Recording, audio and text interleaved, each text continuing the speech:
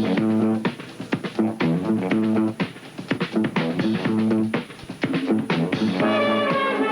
along now. Enter the special world of Sports Afield, the next best thing to being outdoors. Your Sports Afield reporters are two of the nation's leaders in the outdoor field. Homer Circle, one of America's foremost authorities on fish and fishing. Grits Gresham, author, outdoorsman, and authority on shooting and hunting. Sports Afield is brought to you in part by Kmart, with quality brand names at Kmart prices.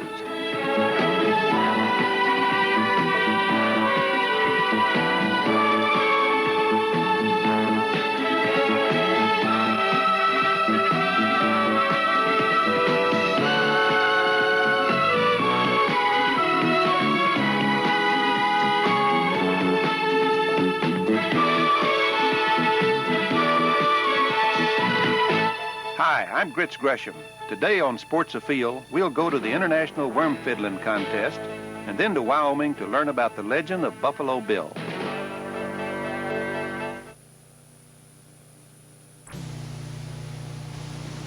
The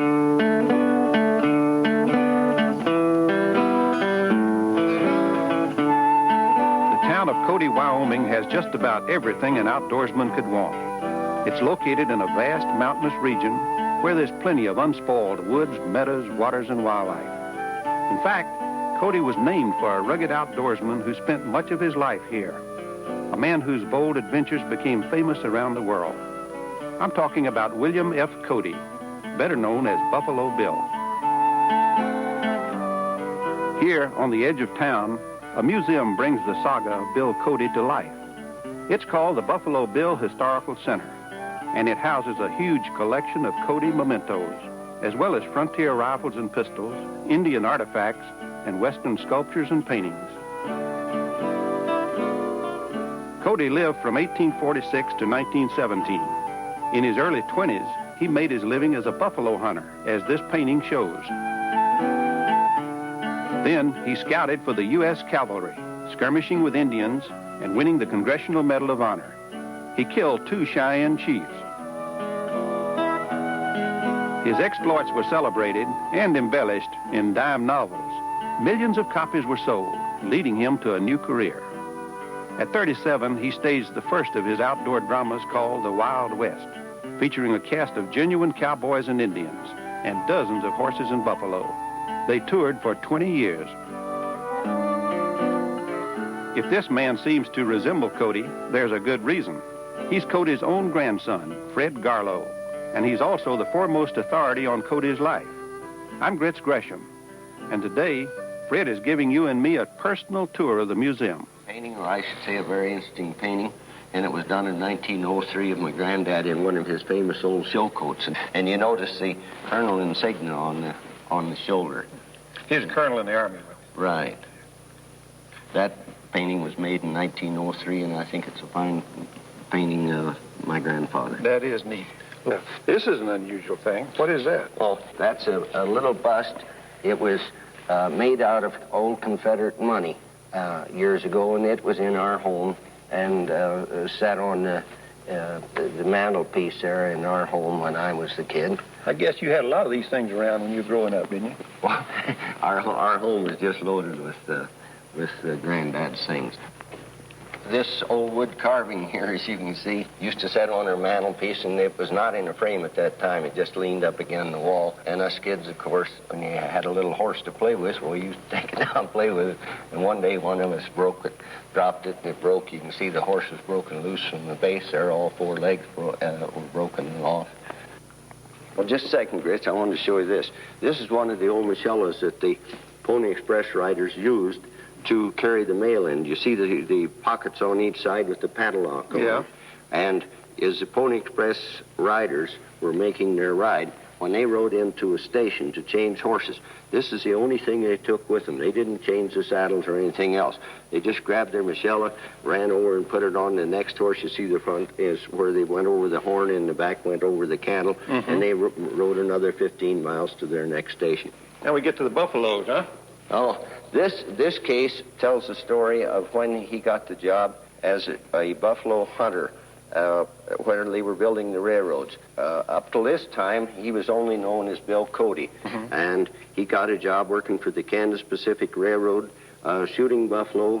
His contract read he was to kill 12 buffalo a day to feed the crew that was laying the ties. Oh, yeah. Now, there was another buffalo hunter following them that laid the rails, and their hunter's name happened to be Bill Comstock. And at the end of the railroad one Sunday, they had a big buffalo hunt contest between Bill Cody and Bill Comstock. And they were to see who could kill the most buffalo in a given amount of time. My grandfather won the buffalo hunt contest that day, and from that day on, he was known as Buffalo Bill. That's the way you got the name? That's where it started. It's a real buffalo shootout. That's right, yeah. Oh, now that's an interesting carving. Yeah, that is an interesting carving. It hung in our home when I was a kid, and you'll notice this Indian falling off to the horse here, the right hand has gotten broken off. And you broke that, huh? I don't know which one of us kids did that, but we were rough on some of these things. I bet. Because we just played with them like they were toys. Well, he actually was a buffalo hunter. Oh, yes, he killed lots of buffalo in his day when he was working for the Kansas Pacific Railroad. Now, how old was he at that time? Well, I see he was about 20 years old at that time. I don't remember the And that exact. was after he was a Pony Express rider. Right. You see, I feel it was the thing that he did before he was like 20 years old, the things that he did that really made him famous. I mean, the things he did in his teenage years were the things that really made Granddad famous, the way I look at it. That's the thing people remember, isn't it? Yeah. Now, this case here shows some of the original old posters when he went on the stage back east. But he didn't particularly like being on the stage, and so he decided that the thing to do was to really come west and gather up a bunch of Indians and cowboys and horses and everything it took and make a Wild West show. Well, you know, it's amazing that somebody could come back here and do what he did in his early life and then go on to go around the world as a popular stage and Wild West showman. Yeah. Well, by the year 1900, he was probably the best-known man. They claimed the best-known man in the whole world. And there had been more pictures taken of him. He was the most highly photographed man in the world at the turn of the century. Well, how about you now? Have you done any of the stage show business? No, I'm going to start doing that when I retire someday. Oh, that's a good-looking saddle.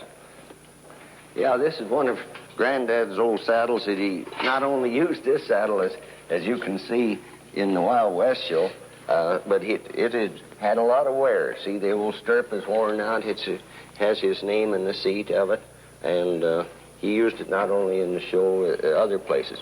And this bridle over here was a bridle which was presented to him by the Prince of Wales and was probably his favorite bridle to use in the show business. Little shells on it? Yeah, those are old shells.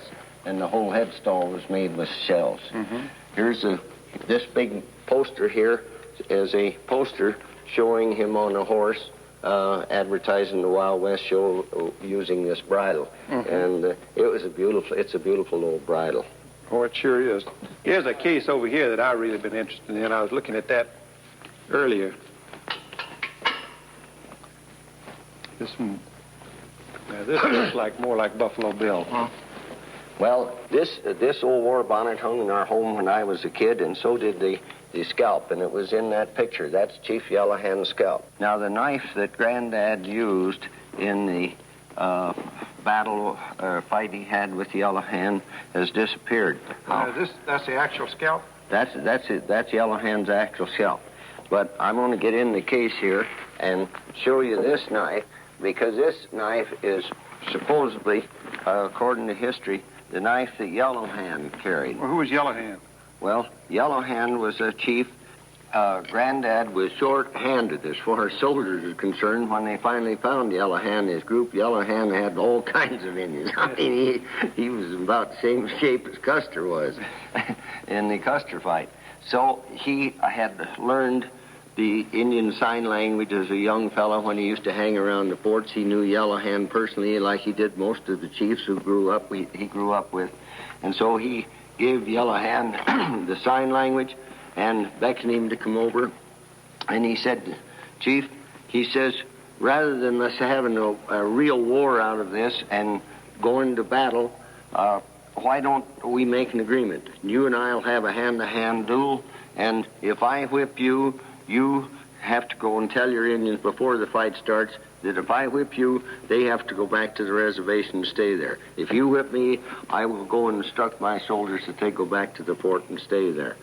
So Yellow Hand agreed to this, and they came back out and they had this hand-to-hand duel. My grandfather killed Yellow Hand. He scalped him. He took his warp on it, and the knife he used was lost. But this particular knife that I'm showing you here, that's an Indian knife. Is the Indian is an old Indian knife. The Indians were great for putting these grass beads on any of their decorative pieces. You see it on all Indian guns. It's got these these brass knobs on them. And that's reportedly is Yellow Hand's knife. You think that's really the story of the way that fight took place? Well, I wasn't there, so I wasn't there. You don't think he just ambushed him somewhere? Well, that's the story that's been told to me. And the Indians went on back to the reservation? Right. That's something. Yeah. So that's a very interesting case. Oh, that sure is. Now, this buggy here is the one that Granddad used in the later years in his show business. After he got old and some days he didn't feel like riding a horse, he used the buggy in his parades. I see that's made by the Studebaker Company. Yeah, isn't that interesting? Yeah. Yeah. But it's a beautiful old light buggy. How do you feel? You come in a museum like this and you see pictures of your granddaddy all over the place and pictures of you all over the place, for that matter. How does it make you feel? Well, I'm very proud to be a grandson of my famous grandfather, and I feel very fortunate that the people in the early days of Cody had foresight to start a Buffalo Bill Museum. I tell you, it's amazing that you've got all the stuff that you got saved from the early days. Yeah, and the remarkable part of the whole center is that there's not a cent of state or government money in this center. This has all been donated by the Friends of Buffalo Bill and their followers. No tax money? Nobody's tax dollar goes into this historical center. It's all been given. That's amazing. Everything. In the whole center, in any one of the 4 museums. Mm-hmm. Yeah. This is bigger than 4 football fields.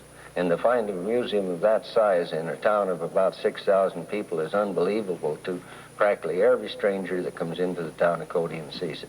Well, a museum like this would be a credit to New York City or anywhere else, much less a small town like Cody. C.V. Whitney, who is the director of 5 museums, says he feels that this is the finest one that he knows of in the whole United States. Well, it's sure the best one I've ever seen. Yeah. I want to see the rest of it. Let's go. Cody was a skilled marksman, and he proved his skill not only in hunting and in the cavalry, but also in shooting exhibitions that were part of his Wild West shows. Look like some of Bill's guns, huh, Fred? Yes, this particular case has a lot of his old 6-shooters and rifles in it. And in this case, if you want to help me lift it up there a little bit, here is some of the original old glass balls that Granddad used in his shooting act in the show. He had a rider who rode alongside of him and threw these balls up in the air, and he shot them from the back of the running horse as he went around the arena. What did he shoot them with? With a 44-40 Winchester rifle. Looks like there's something in this one. That one was filled with feathers, so that when it burst, the feathers would fly out and make a better show for the public. It looked just like a bird, wouldn't it? Yeah, it sure would. That is really something. He must have been quite a shot. Well, that fancy shooting has become a family tradition. Today, Fred Garlow still performs the amazing trick that his grandfather made famous, shooting glass balls with a rifle while mounted on a galloping horse. He shows me how he does it. Got it. To show he's consistent, he'll do it again. Like grandfather, like grandson. And so, the legend of Buffalo Bill Cody lives on. The man you're looking at can blow a nice tune, but nobody will mistake him for Benny Goodman. He's a hunter, and he's calling a coyote. Meanwhile, this duck hunter makes music like a mallard. And here's a man with plenty of rhythm, but no horn. He's a goose hunter, playing what geese like to hear with his own set of pipes.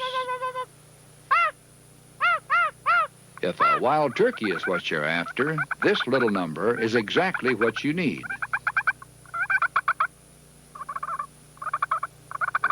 But what sort of critter can you serenade with a stake in the ground and a scrap of metal to scrape it? Which call of the wild is this?